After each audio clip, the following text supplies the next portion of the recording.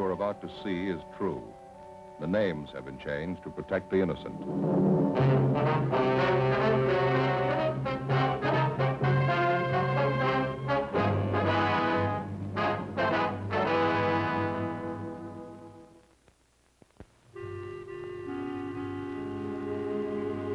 This is the city. Los Angeles, California. Like other great cities, it is home to all kinds of schools where you can get most any kind of education. There are universities, high schools, grade schools.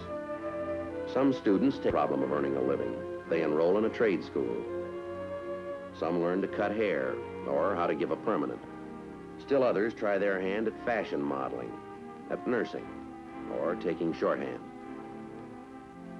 They learn how to be bartenders, dentists, actors, how to drive a car, or how to give a massage, how to be a tailor, a wrestler, a chiropractor, or how to be a clerk in a supermarket. All these schools are accredited. There's one that is not. It holds its classes in the cracks and crevices of the city. Because of it, I have a job. I carry a badge. It was Wednesday, December 17th. We were working the day watch out of burglary division. My partner's Frank Smith. The boss is Captain Bernard. My name's Friday. We'd received a call from an unknown informant who claimed he had information about a series of burglaries.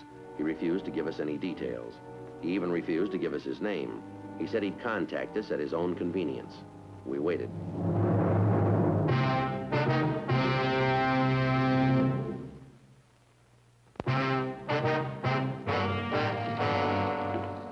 Who's Lieutenant Friday? I am. Is there something I can do for you? I talked to you on the telephone before. I finally decided to come and talk to you. What was that name? I didn't give you any name. I told you I knew about some things that were stolen. Oh, yeah. I think I remember that call. Sit down. Thank you. I finally made up my mind it would be best to come in and talk to you. I want to do what's right. Could we have your name, please? Yeah. You can have it. Hovek. Hovek, Oskar Hovek. I know that's kind of a hard one to spell. It's Norwegian. I've figured out a way to change the spelling, but I haven't got around to it yet. H-O-V-E-J-G. You spell the Oscar with a K. Uh-huh. All right. What did you come in to tell us, Mr. Hovig? Well, if I show you something that I think is stolen, have you got some way to find out who it got stolen from? Yes, sir, we might, if the theft was reported to us. I don't know anything about that part. This is all I know. I hope I'm doing the right thing.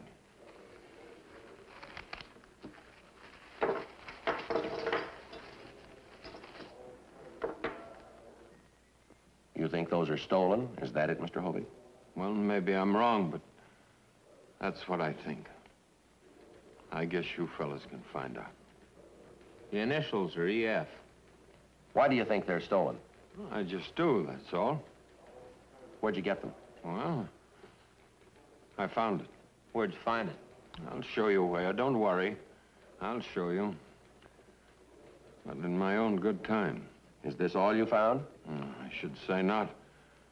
That's just a sample. I thought you could use it for identification. That's all I want to say just now. Please. All right, Frank, you want to check stolen property files, see if you can come up with a make? Yeah, sure.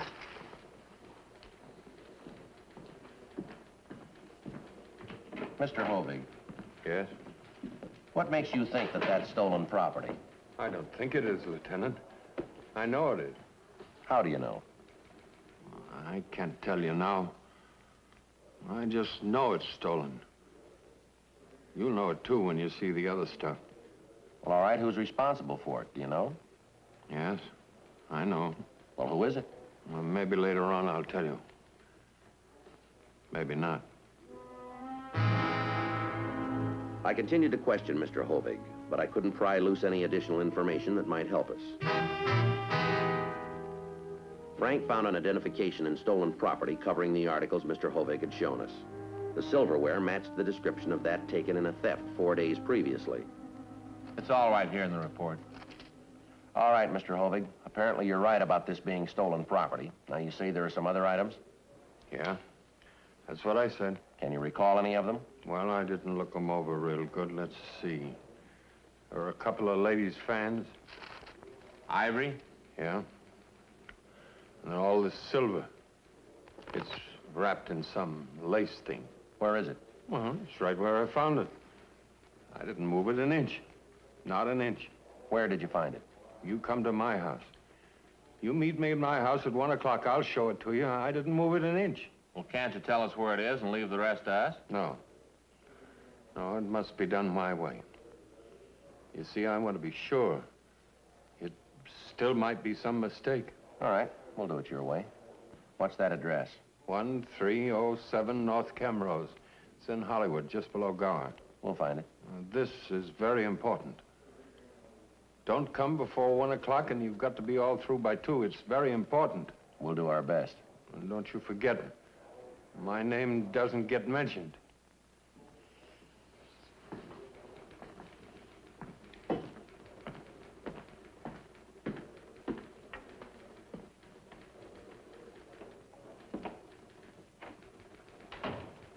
Well, we've worked some strange ones, but this is shaping up a real winner, isn't it? Yep, and it's getting stranger all the time. What do you mean by that? This theft report the victim filed. Listen to this. I insist that in the event of my property described above being recovered, that the police inform me first before giving out news of same to any newspaper or broadcasting station. Signed, Elma Face. Elma Face? How do you spell that? F-A-C-E. You don't suppose that's a real name? Oh, man, that's gotta be. Huh? Nobody could come up with an alias like that.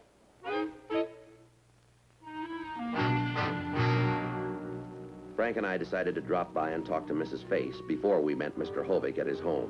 Just a minute. 1 minute. Yes, what is it? Mrs. Face? Of course. Who did you think? Yes. Well, we're police officers. Police! Oh, great, great. Come in, come in. Oh! You have found the stuff! Well, part of it, anyway. Oh, good, good. Can you identify this, ma'am? Oh, yes, of course, it's mine. Oh, sit down, sit down. And a personal interview with the police to boot. Well, sit down. You don't understand. We can only stay a minute. Please, I ask you to sit down. All right. I just want to jot down a few notes. It won't take but a jiffy. Now, Mrs. Face, we'd like to ask you a few questions. Now, let's see. My notebook is here someplace. I keep thinking I should tidy up a bit, but it would just get messed up again, so what's the use? Oh, some of my very best thoughts are in here someplace. You know how writers are. And it would be such a shame. Do you know Tom Carlyle? What divisions do you work out of, ma'am? Oh, no. He was a very famous author. He wrote The French Revolution about 100 years ago. And guess what happened to his very first volume? Millions of words. A cleaning woman came into the room and threw them all away, burned them all up. And when she was asked why she did it, do you know what she said? She said she thought the paper was just no good anymore because it had already been written on. Oh, dear, that's... Oh, here it is. Here it is. All right. Let's have it, men. Let's have it. We go to press tonight. Well, I'm afraid we can't give you a complete story yet, Mrs. Face. What do you mean? What in the world do you mean? Now, if anybody scoops me, it's going to be me. You understand? You've got the stuff. That's my silver spoon, and you've got the guy. So why shouldn't I get my own story? I am waiting for your answer. And don't forget, I can make this sound real bad if I feel like it. All we have is a lead. We haven't picked up the thief yet. We haven't recovered all of your property. Now, we should know more about it in an hour or so. Oh, that's the way it is, huh? Yes, ma'am, that's the way. Well, where did you get that spoon? From a man who claims that he found it. Where did he find it? Well, he hasn't told us yet. We're going to meet with him in a little while. Aha! You're going to have a rendezvous with him. Is that the idea? Yes, ma'am. A rendezvous. I'm going with you. I can, can't I? No, I'm afraid you can't. Then tell me this, Sam Spade. Where does this guy live? I'm afraid we can't tell you that either. What are you anyway? Men of mystery? If you can't tell me anything, why are you here? Well, we'd like to ask you a few questions, if it's all right. All right, then. Shoot. We have your report. We thought you might remember some of the details. I didn't tell anything in that report. I didn't tell any lies, mind you. I just boiled it all down.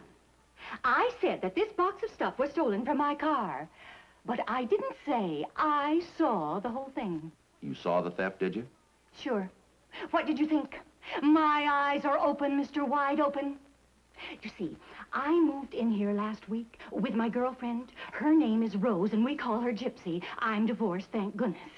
Oh, yes. Anyway, while we were moving in, I looked out of that window there, and I saw this guy carrying a box across the lawn. My box, my silver, my heart. Your heart. It stopped. When I saw him, I mean. Can you describe the thief for us? Well, not so it would help you much. I only saw him from the back, and he was bent over, lugging my silver away. I was going to rush out after him, but by the time I got outside, he was in his car and going. Well, now, can you remember anything about him that might help us? He was a tall, big man. Even bent over a bit, carrying that box, I could tell that. I was a bit upset, you understand, but I did notice something that might help you. Well, what was that? He threw a glove out of the window of his car. A glove? That's right. This one. Oh, just threw it out, you know. And there was an L in the license number, and the color of the car was green. Well, why didn't you put all of this in your report? I told you. I didn't want to get scooped. I wanted in my paper first. Now, that shouldn't be hard to understand. Well, just what paper do you write for? This one. The Southwest Record? It's a throwaway. I am the editor of this sheet, and don't call it a throwaway. It's a shopper's weekly. So you didn't want any other paper to print the story before you did. Is that it? That is what I keep telling you, man. And you haven't printed your story yet? No, siree. Not a single word of it. You know, on second thought, it might be a good idea for you to be with us when we have our meeting this afternoon. Fine, fine. When? 1 o'clock. Good. That'll give me time to change. Where shall I meet you? The address is 1307 North Camrose. 1307. I'll be there. Oh, say, in case I have to ask, what's your name? Joe Friday. Friday. Friday? Oh, that's a funny name. Yes, I guess it is, Mrs. Face.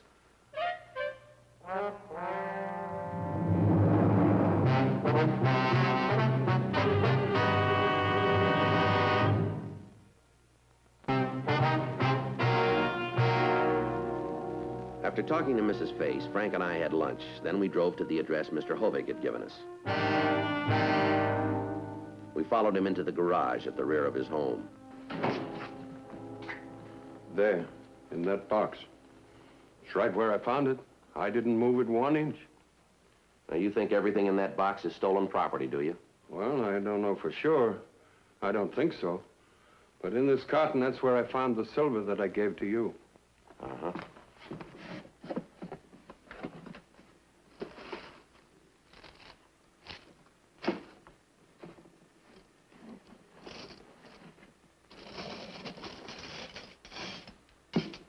Yeah, it looks like it, all right.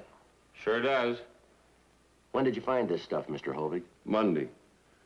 I was neatening up this bunch of things, and I lifted that one by the string, and it broke. It turned over, and a piece of silver fell out. Well, I picked it up, and I noticed it had initials on it. I didn't recognize those initials. Then I didn't know, so I forgot to mention it. Mention it. At supper. But after they went to bed, I came out to lock up, and I began to think about it. So I looked a little more in the box, and I saw the lace and a picture of somebody that's not in the family. Yes, sir, we understand. I never trusted that fellow the minute I looked at him. Now, who do you mean, Mr. Hovig? My son-in-law. Oh. My own son-in-law. You think he might know something about this, do you? Well, I'm not accusing him.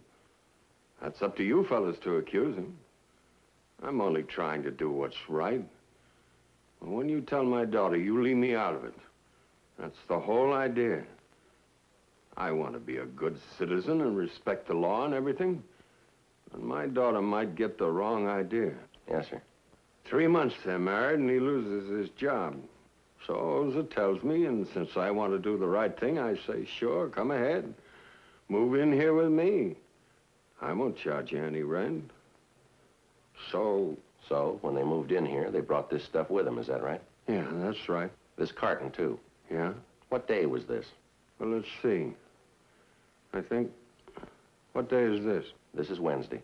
Oh, that's right. Then it must have been Sunday that he brought it over. You're sure now? Yeah, I'm sure. Yoo-hoo! Is anybody here? Say, is this... Oh! Aha! Well, here I am. This lady has had some things stolen from her recently. Do you want to take a look through that carton? Which carton? Where? Which one? Right here. Oh, there it is. Yes, that's it. Oh, everything seems to be here all right. Well, men, have you got a line on the thief? We think so, yes. Oh, that's real great fast work, I must say. What's this gentleman's name? That's Mr. Hovig. You said you wouldn't give my name. Oh, yes, I saw it outside on the mailbox. Oskar, isn't it? Say, now, what's this all about? Why does he look so upset? I'm sorry. I'm very, very sorry. What for? Because your property was stolen. Well, sure, thanks, but here you've gone and found it for me again, so no great harm done. Besides, the stuff wasn't worth much. It's just that you get mad when you see somebody taking it right from under your nose. I'm sorry. It was a terrible thing to do. What's with him? It's a family matter, Mrs. Face. What time is it? 1:45. Oh, they'll be coming home any minute. My son-in-law took Oza over to the doctor's at 1 o'clock. It's just over here in the burn building. And that's why you wanted us to be here at 1, so we wouldn't be around when he came back, is that it? Yeah. Yeah. But now, it doesn't matter. What kind of a car is he driving? His own car. A green car with an L in the license number. How did you know that?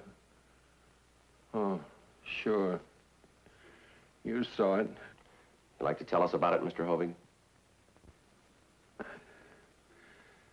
He was a good boy. A fine boy. I didn't hate him. Not at all. I don't know why I did it. They love each other. He'd do anything to make her a good husband. I was crazy. I couldn't stand it to be alone. Even the piano. It's no good to play it unless there's somebody to listen. Even if they're not paying much attention, just moving around the house. It's nice to know that somebody is there. A year or two ago, my daughter began to have boyfriends. I talked to her. I told her that she had plenty of time. You don't go around with boys when you're just a kid, I told her. And then Larry came along. He was working over at the service station. And then before I knew what was going on, they came to me and they said they were getting married. I couldn't talk. It was just like when her mother died. What can you talk about? On the night they got married, it's strange. It wasn't so bad. We had some drinks, and after a while, I got to sleep. But then next morning, and every morning of every day since then, what's the use of even getting out of bed? Who cares whether you're up or not?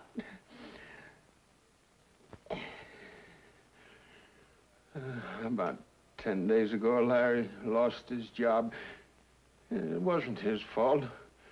The boss over at the service station gave the job to his cousin or somebody, and so they came back here to live with me, and Larry said he'd help pay for the groceries and so on.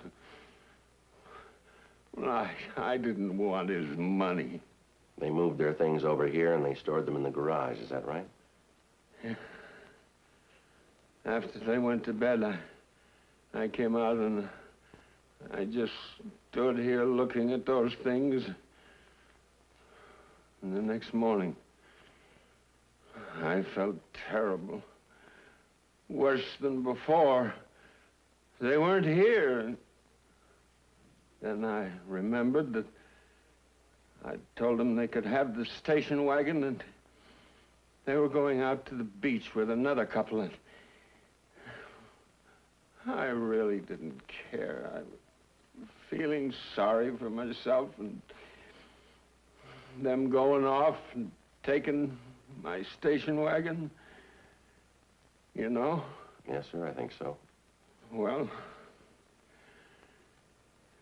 you know the rest. We'd like to have you tell us anyway, Mr. Hovig. Well, I had a music lesson over in Selma. And afterwards, I just sat in the car, his broken down old one, the green one. And then I saw this lady and another one unloading their car down the street. Cartons and things, and they reminded me of the ones in the garage. I thought if I grabbed one and put it with Larry's and then tell the police, they'll say Larry's a thief. Even if anybody saw me, it didn't matter. It was Larry's car. They'd blame him. That's why you threw that glove out of the car, is that it? Yes. How could I do such a thing? I never did anything so wrong. Never. Well, I certainly want to thank you, Mr. Hovig, for helping me carry this stuff of mine over. It was real neighborly. Now, if you'll help me put it in my car, I think I can take it from there. Lady, you heard what I said. I told you everything. Told me what? I don't think I know what you're talking about. Well, I told you. Rubbish. Haven't the faintest idea what you're talking about. Lieutenant Friday, why don't you and your partner just chase along? We don't need you anymore that I can see. No, I'm afraid you don't understand, Mrs. Face. You keep out of this, Friday. This now is something personal between Mr. Hovig and myself. I'm sorry, Mrs. Face. It's a police matter now. We'll have to take Mr. Hovig downtown. Now, you just hold on a minute. You know as well as I do that he didn't commit any crime. You heard his story. You can't arrest a man just because he loves his daughter. I'm afraid that was the trouble. What do you mean by that? Maybe he loved her too much.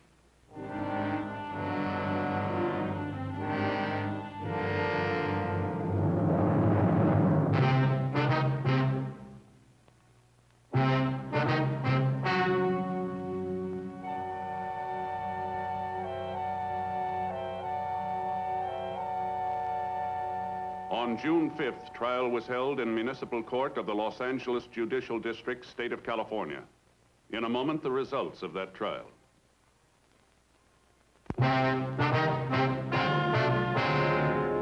The suspect pled guilty to the charge of petty theft, 1 count. Petty theft is punishable by a fine not to exceed $500 or by imprisonment in the county jail for a period of not more than 6 months, or both such fine and imprisonment.